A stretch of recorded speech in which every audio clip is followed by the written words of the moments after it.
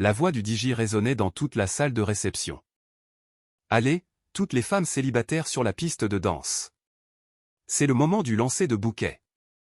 Ma femme, Manon, a ri et a secoué la tête. Je suis déjà marié, je n'ai pas besoin de ça. Sa sœur, la mariée, lui a saisi le bras. Allez, viens, c'est juste pour s'amuser. J'observais la scène depuis notre table, mon téléphone à la main, en train de filmer comme n'importe quel mari le ferait à un mariage. Le bouquet a volé dans les airs. Manon a sauté et l'a attrapé. La foule a applaudi. Puis elle s'est tournée, non pas vers moi, mais vers un homme debout au bord de la piste de danse. Grand, costume sombre, sourire confiant, et elle l'a embrassé. Pas une bise, pas une félicitation amicale, mais un vrai baiser qui m'a noué l'estomac et a fait le vide dans ma tête. J'ai continué à filmer. Ma main n'a pas tremblé, mon visage est resté impassible. Je suis juste resté là, le téléphone stable, capturant chaque seconde. Quand elle s'est finalement reculée, riant, touchant son torse, j'ai appuyé sur stop, j'ai sauvegardé la vidéo et je suis sorti parce que je n'allais pas faire un scandale au mariage de sa sœur. J'allais attendre qu'on rentre à la maison, et là, j'allais lui montrer exactement ce que j'avais vu. Si vous voulez savoir ce qui s'est passé quand j'ai diffusé cette vidéo sur la télé du salon à 2 heures du matin, abonnez-vous, car ce qu'elle a dit en se voyant sur cet écran, elle ne pouvait plus le retirer. Je m'appelle Antoine Dupont. J'ai 38 ans et je vis à Lyon. Je suis ingénieur informatique. Je travaille de chez moi la plupart du temps, ce qui fait de moi le gars en jogging lors des appels Zoom qui prétend avoir une vie plus organisée qu'elle ne l'est vraiment. Je suis marié à Manon depuis 6 ans. Nous nous sommes rencontrés lors d'une conférence tech en 2016. Elle travaillait dans le marketing pour une start-up. Je présentais un sujet sur l'intégration d'API. Passionnant, je sais. On a pris un café, puis un dîner, suivi de 3 ans de relations qui semblaient faciles et justes. Elle était drôle, vive, ambitieuse. Elle me donnait l'impression d'être la meilleure version de moi-même. On s'est mariés en 2018. Petite cérémonie à la mairie, grosse fête ensuite. Tous nos amis disaient qu'on était le couple modèle. Pendant un temps, on l'était. Mais vers la 4e année, les choses ont commencé à changer. Elle voyageait plus pour le travail. Je faisais des heures sup. On a arrêté de prendre le petit déjeuner ensemble. On a arrêté de faire grand-chose ensemble, en fait. Je me disais que c'était normal. Le mariage n'est pas un roman à l'eau de rose. C'est du travail. Des compromis. Être présent même quand on est fatigué. Moi, j'étais présent. Je n'avais juste pas réalisé qu'elle avait arrêté de l'être. Le mariage avait lieu dans le Beaujolais, à environ 1 heure de Lyon. La jeune sœur de Manon, Chloé, épousait son amour de fac dans un domaine viticole avec des guirlandes lumineuses et une vue sur le coucher de soleil digne d'un tableau Pinterest. Manon était stressée depuis des semaines. Devoir de témoin, essayage de robe, les drames de l'enterrement de vie de jeune fille. Je ne comprenais pas tout, mais elle répétait sans cesse, « Je veux juste que ce week-end soit parfait pour Chloé. » J'ai hoché la tête, solidaire, serviable. Je suis allé chercher ses vêtements au pressing. J'ai fait nos valises. Je me suis assuré qu'on parte à l'heure. La cérémonie était magnifique. Chloé a pleuré. Manon a pleuré. J'ai eu les larmes aux yeux parce que c'est ce que font les mariages. À la réception, nous étions assis à une table avec les cousins de Manon et quelques amis de fac de Chloé. Manon était dans son élément, riant, portant des toasts, dansant avec sa famille. J'étais le mari bienveillant, souriant sur les photos, remplissant les verres, restant discret. Vers 21 heures, le DJ a appelé pour le lancer du bouquet. Manon a d'abord refusé d'un geste de la main. Je suis déjà marié. Mais Chloé a insisté, allez Manon, juste pour le fun. Alors, Manon a rejoint la foule des femmes célibataires et quelques femmes mariées qui voulaient se prêter au jeu. J'ai sorti mon téléphone, non pas parce que je pensais qu'il allait se passer quelque chose, mais parce que c'est ce qu'on fait au mariage. On enregistre les souvenirs. Le bouquet est monté haut dans les airs. Manon a sauté plus haut que je ne l'aurais cru et l'a saisi au vol comme un gardien de but arrêtant un pénalty décisif. La foule a explosé de joie. Elle s'est retournée, tenant les fleurs au-dessus de sa tête, tout sourire. Et c'est là que je l'ai vu. Un grand type, peut-être un M88, costume sombre, sans cravate, manches retroussées. Il se tenait juste à l'écart de la piste, un verre à la main, en train de la regarder. Le regard de Manon s'est verrouillé sur lui. Elle a marché vers lui, pas vers moi, vers lui. Et avant que je puisse assimiler ce qui se passait, elle l'a embrassé. Un vrai baiser. Ses mains à elle sur son torse, sa main à lui sur sa taille. Le genre de baiser qui fait siffler et applaudir les gens parce qu'ils pensent que ça fait partie de la fête. Mais je le savais, au fond de mes tripes, dans mes os, dans la façon dont ma poitrine s'est serrée et refroidie. Je savais. Ce n'était pas un hasard. Ce n'était pas une blague. C'était de l'intimité. J'ai continué à enregistrer. Ma main était stable. Mon visage était vide. J'ai regardé à travers l'écran alors qu'elle se reculait, riant, touchant son bras. Il a dit quelque chose. Elle a hoché la tête. Puis elle s'est retournée et est repartie vers la piste de danse, le bouquet toujours à la main comme si de rien n'était. J'ai appuyé sur stop, sauvegardé la vidéo et je suis sorti. L'air de la nuit était frais. Je suis resté debout sur le parking du vignoble, fixant mon téléphone. J'ai repassé la vidéo 1 fois, 2 fois, 3 fois. À chaque fois, c'était pire. La façon dont elle allait vers lui, la façon dont il souriait comme s'il l'attendait, la façon dont sa main s'attardait sur son torse. Je voulais avoir tort. Je voulais qu'il y ait une explication logique. Mais je suis ingénieur depuis 15 ans. Je résous des problèmes en analysant des données. Et les données étaient claires. Ma femme venait d'embrasser un autre homme au mariage de sa sœur, et j'avais tout en vidéo. Je ne suis pas retourné à l'intérieur tout de suite. Je me suis assis dans la voiture, fenêtre baissée, écoutant les basses étouffées de la musique de la réception. Mon téléphone a vibré. Manon, t'es où? Chloé va couper le gâteau. J'ai fixé le message, j'ai tapé, dehors. Besoin d'air. Elle a répondu, ça va. Ouais, j'arrive dans 1 minute. Je n'allais pas bien, mais je n'allais pas gâcher le mariage de sa sœur. Je n'allais pas faire une scène, lancer des accusations, ruiner la soirée de gens qui n'y étaient pour rien. J'allais sourire. J'allais applaudir pour la découpe du gâteau. J'allais danser un slow avec ma femme en prétendant ne pas savoir ce que je savais. Et ensuite, j'allais rentrer à la maison et gérer ça correctement. Je suis retourné à l'intérieur. Manon était à notre table, en train de rire avec sa cousine. Elle m'a vu et a souri. Te voilà. Tu as raté le jeu de la jarretière. Désolé, j'ai dit, j'avais besoin de prendre l'air. Tu te sens bien? Ouais, juste fatigué. Elle a serré ma main. On peut partir après le gâteau si tu veux. D'accord. On est resté pour le gâteau. On est resté pour la dernière danse. On a serré Chloé et son nouveau mari dans nos bras en leur disant que c'était un mariage magnifique. Manon s'est endormie dans la voiture sur le chemin du retour. J'ai conduit en silence, les mains à 10h10, l'esprit passant en revue toutes les explications possibles et atterrissant à chaque fois sur la même conclusion, elle m'avait trompé. Peut-être pas physiquement, peut-être pas depuis longtemps, mais émotionnellement, c'était une certitude. Et j'avais la preuve. Nous sommes rentrés vers 1h du matin. Manon est allée directement se coucher, toujours dans sa robe, le maquillage un peu coulé. Je suis resté en bas. Je me suis assis sur le canapé dans le noir, téléphone en main, fixant la vidéo. J'ai pensé à la confronter tout de suite, à la réveiller, à exiger des réponses. Mais je ne l'ai pas fait parce que j'avais besoin d'être calme. J'avais besoin d'être clair. J'avais besoin qu'elle voie ce que j'avais vu sans le brouillard de l'alcool, de l'épuisement ou des excuses. Alors, j'ai attendu. À 2h du matin, je l'ai entendu se lever. Des bruits de pas dans le couloir, la lumière de la salle de bain qui s'allume. J'ai ouvert mon ordinateur portable, je l'ai connecté à la télé, j'ai lancé la vidéo et j'ai attendu. Elle est descendue en pyjama, les cheveux en bataille, le visage adouci par le sommeil. Et, a-t-elle dit. Pourquoi tu es encore debout? Je ne pouvais pas dormir, ai-je répondu. Elle s'est assise à côté de moi. Ça va? Tu as été bizarre depuis la réception.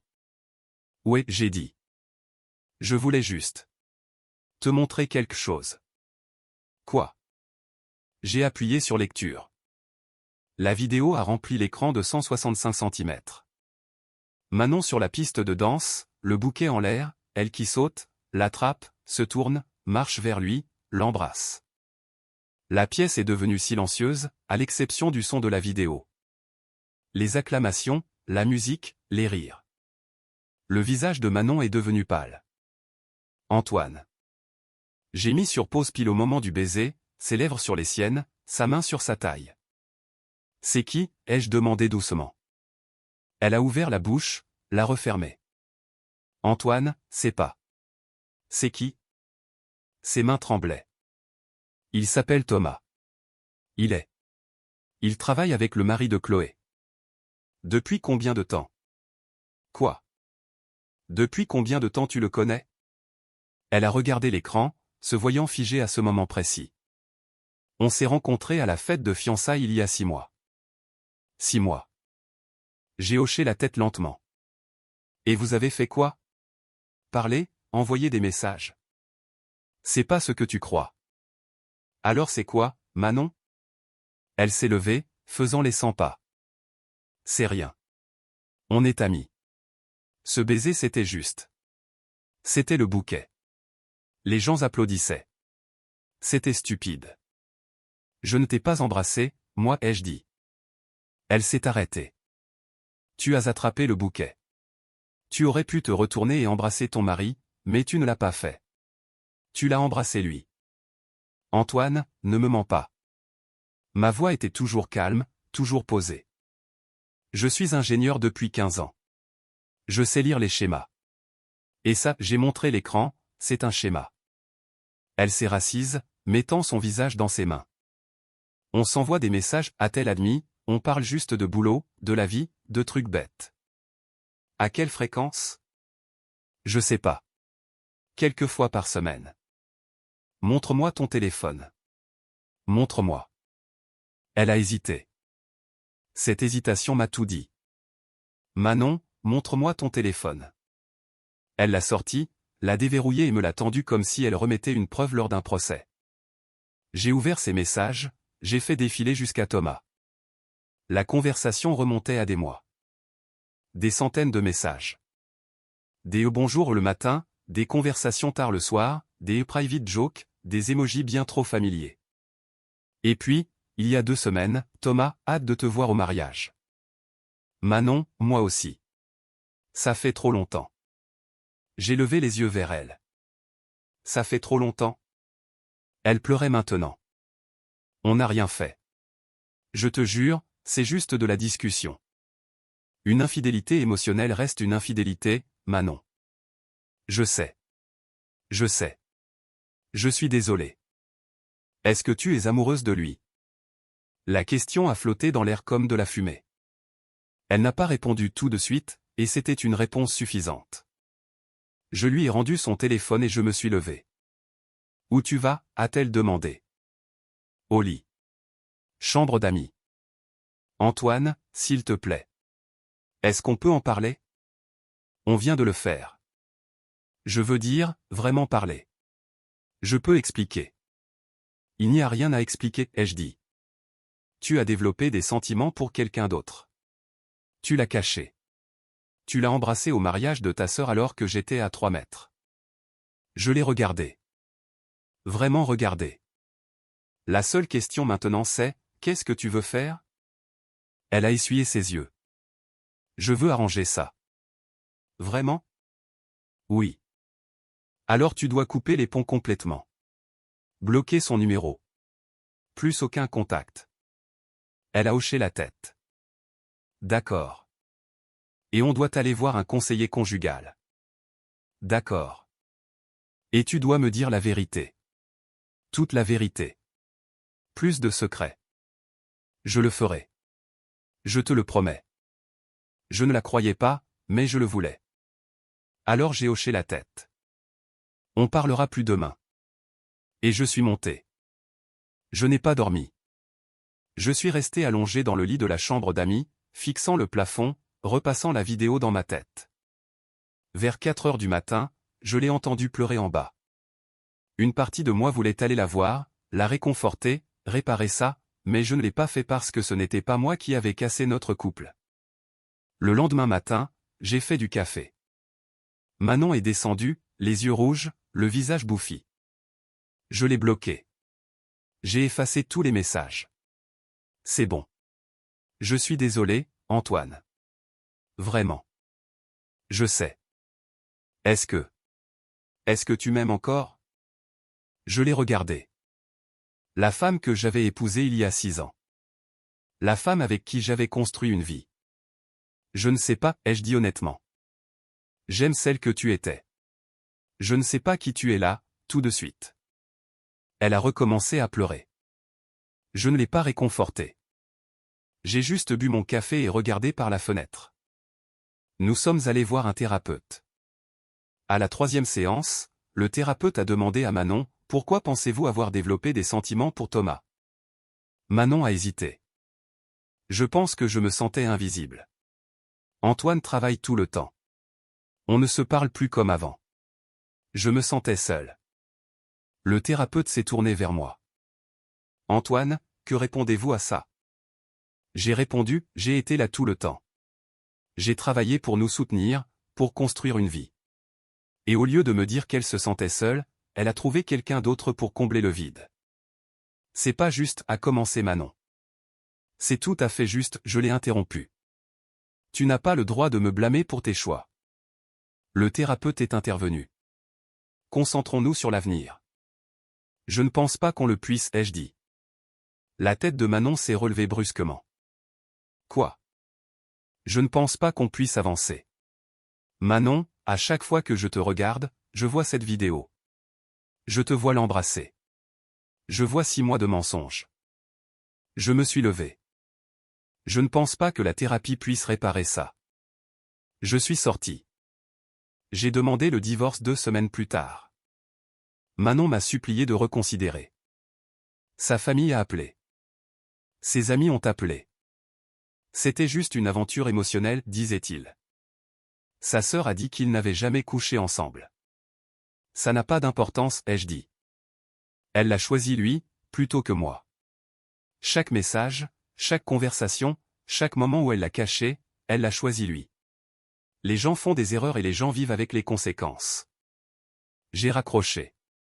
Le divorce a été prononcé 6 mois plus tard. Pas d'enfant, pas de gros biens à se disputer, juste une rupture nette. Manon a déménagé à Paris. J'ai entendu par des amis communs qu'elle et Thomas avaient essayé de sortir ensemble. Ça n'a pas duré. Il s'avère que les relations fondées sur la trahison n'ont pas de fondation solide. 1 an après le divorce, j'étais dans un café à Lyon. Une femme s'est assise à la table voisine. Elle lisait un livre, sirotant un café glacé, s'occupant de ses affaires. Son marque-page est tombé. Je l'ai ramassé. Merci, a-t-elle dit. Pas de souci. On a commencé à parler. Elle s'appelait Julie. Elle était institutrice. Drôle, gentille, authentique. On a échangé nos numéros. 1 semaine plus tard, on a dîné ensemble. 3 mois plus tard, on sortait ensemble. 6 mois plus tard, je lui ai parlé de Manon, de la vidéo, du mariage. Elle a écouté. Elle n'a pas jugé, elle a juste écouté. Ça a dû être horrible, a-t-elle dit. Ça l'était. Tu y penses encore? Parfois, ai-je admis, mais moins maintenant. Elle a souri. Bien. 2 ans plus tard, Julie et moi nous sommes mariés. Petite cérémonie, grande fête. Tous nos amis disaient qu'on était le couple idéal. À la réception, le DJ a appelé pour le lancer du bouquet. Julie a ri. Je suis déjà marié. Mais sa sœur a insisté, allez, c'est juste pour s'amuser. Julie a rejoint la foule. Le bouquet a volé. Elle l'a attrapé, elle s'est tournée directement vers moi, a marché vers moi et m'a embrassé. La foule a applaudi et je n'ai pas enregistré, parce que je n'en avais pas besoin. Je savais exactement où j'en étais. Manon m'a envoyé un message une fois, environ 1 an après le divorce. Je suis désolé pour tout. Tu méritais mieux. J'ai fixé le message pendant un long moment. Puis j'ai tapé, je sais. Et j'ai bloqué son numéro. Pas par colère, pas par amertume, simplement parce que je n'avais plus besoin de ce chapitre dans ma vie. Voici ce que j'ai appris. La confiance, ce n'est pas juste la fidélité. C'est l'honnêteté, c'est être présent, c'est choisir son partenaire, même quand c'est difficile. Manon ne m'a pas trompé parce que je travaillais trop. Elle m'a trompé parce qu'elle a arrêté de me choisir. Et quand quelqu'un arrête de vous choisir, aucune quantité de thérapie ou de seconde chance ne les fera recommencer. On ne peut pas forcer quelqu'un à rester à force d'amour. On ne peut que s'aimer soi-même assez pour partir. J'ai toujours la vidéo. Je ne l'ai jamais regardée à nouveau, mais je la garde. Pas comme un rappel de ce qu'elle a fait, mais comme un rappel de ce que je mérite. Je mérite quelqu'un qui attrape le bouquet et se tourne vers moi.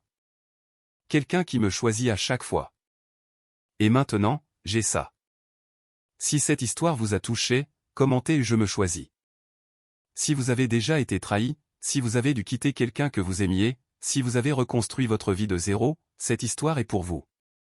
Abonnez-vous pour plus d'histoires sur la force tranquille qu'il faut pour se choisir soi-même. Parce que la meilleure vengeance, ce n'est pas de leur prouver qu'ils ont tort, c'est d'être heureux.